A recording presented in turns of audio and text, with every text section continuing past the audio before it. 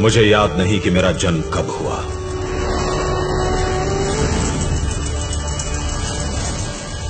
पर मुझे विश्वास है कि मैं किसी योद्धा की तलवार से उठी चिंगारी से उत्पन्न हुआ। मैं अग्नि हूं, वही जिसे देश प्रेमियों ने प्राणों की आहुति देकर पवित्र किया और जिसे ओडिशा की महान संतानों ने अपने हृदय में जीवित रखा।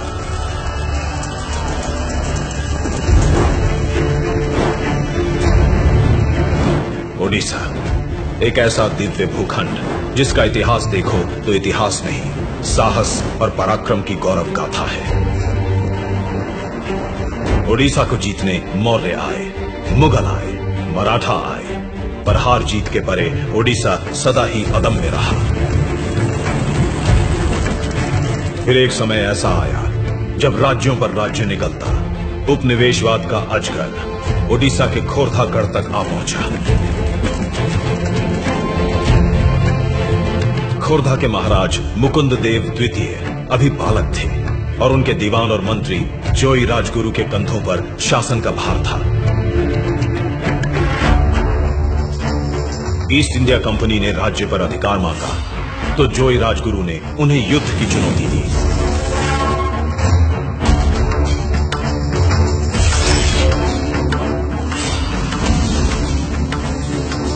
सन 1804 7,000 अंग्रेज सैनिकों के सामने मुट्ठी भर पाइको योद्धा निर्भयता का कवच पहने खड़े थे। अंग्रेजों की जीत निश्चित थी, पर हारने से पहले रणधीरों ने ऐसा समर मचाया कि रणचंडी हर्षित हो नाच उठी।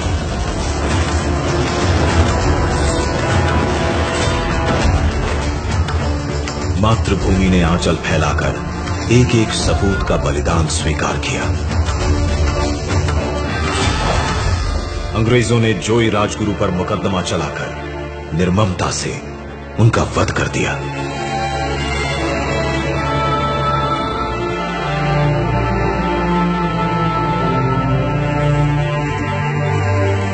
खोरथागढ़ अब ईस्ट इंडिया कंपनी के अधीन था। पूरे राज्य को निराशा और संशय की काली छाया ने ढक दिया।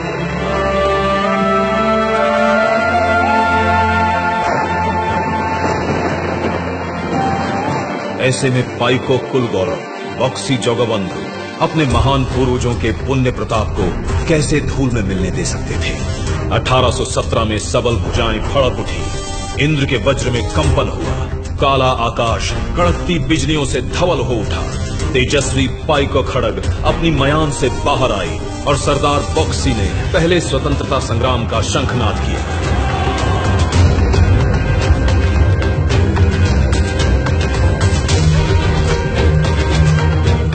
पिंडी की बाहुबलेंद्र और कुर्तिबासा पाटसाहनी जैसे अनेक रणबांकुरों को साथ ले सरदार बक्सी ने छापामार युद्ध की योजना बनाई। घूमुसर के कोंद आदिवासी भी साथ आ मिले। सभी सूरमा वो साए गजदल की तरह जंगल से निकल कर अंग्रेजों के दफ्तरों, गोदामों, भवनों और खजानों पर धावा बोलने लगे।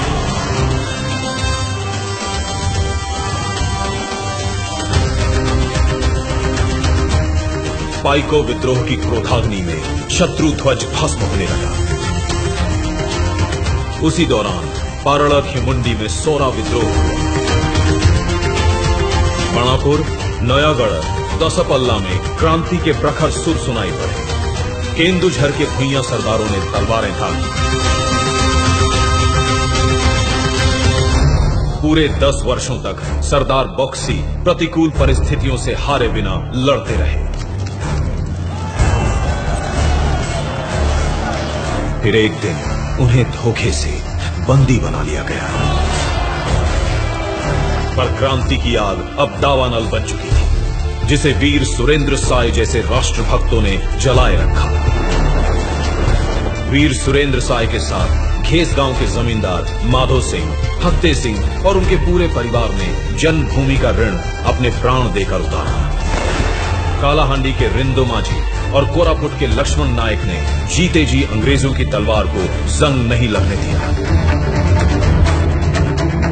देशभक्त बलिदान के ऊंचे से ऊंचे कीर्तिमान स्थापित कर रहे थे, तो अंग्रेज सरकार क्रूरता और नीचता की गहरी खाई में उतरती जा रही थी।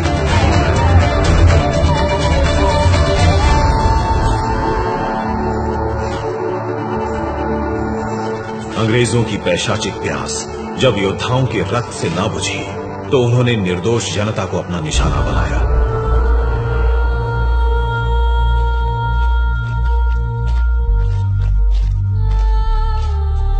कभी एमको सिमको मैदान में निहत्थे आदिवासियों पर गोलियों की बौछार की, तो कभी इरम में शांतिपूर्ण प्रदर्शन करते लोगों का संहार किया। इन रक्त तीर्थों पर बेकसूर लोगों की चीखें जैसे आज भी हवा में ठहरी हुई हैं। लेकिन ऐसी अनगिनत चीत्कारों और पुकारों के बीच जब बालक बाजी राउतर की मासूम आवाज सुनाई देती है, तो आत्मा में शूल सा उतर जाता है। अंग्रेज पुलिसकर्मियों ने कुछ प्रदर्शनकारियों की हत्या कर दी थी। जन आक्रोश से बचने के लिए छुपते छुपाते जब वे लोग नीलकंठपुर घाट पहुंचे, तो उनका रास्ता एक नन्हे नाविक ने रोक लिया। तुमने माने सबको हत्या करी, तुम मानो को डगरी नदी पार करे भी नहीं। बहुत धमकाने पर भी जब 12 साल के बाजी राउतर का संकल्प न टूटा, तो एक निष्ठुर अंग्रेज ने दहकता हुआ अंगारा कोमल से सीने में उतार दिया। अंतिम क्षणों में भी बाजी राउतर अपने साथियों को चेताता रहा।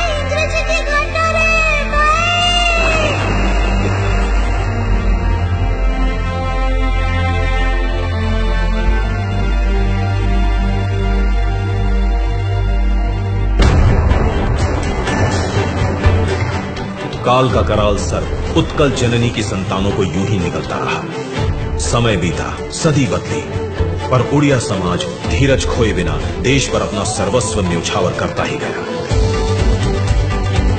बाघा ज्योतिन जैसे विलक्षण वीरों ने स्वतंत्रता संग्राम में नए प्राण फूंके। नेताजी सुभाष चंद्र बोस जैसे महामानवों ने उड़ीसा की कोख को धन्य किया।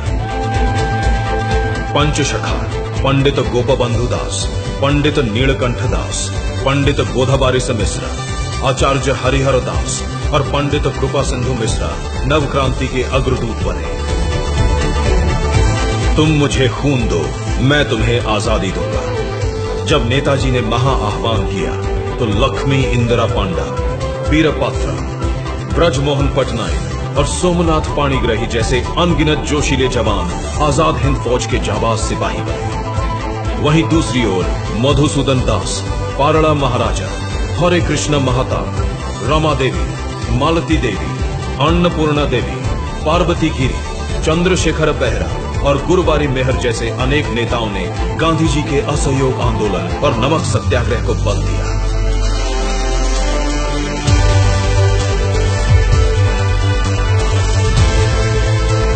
कांत कवि लक्ष्मीकांत ने वंदे उत्कल जननी की रचना कर पूरे प्रदेश में नव ऊर्जा का संचार किया। भारत छोड़ो आंदोलन का आगाज हुआ, तो बरगढ़ जिले के पनीमोरा ग्राम का हर व्यक्ति अंग्रेजों को भारत से बाहर खदेड़ने बढ़ चला। ओडिशा के शेर हर मोर्चे पर तैनात थे। 1804 में शुरू हुआ महायज्ञ 1947 में जाकर सफल हुआ। क्रांति की मशाल से उत्सव के दीप जलाए गए।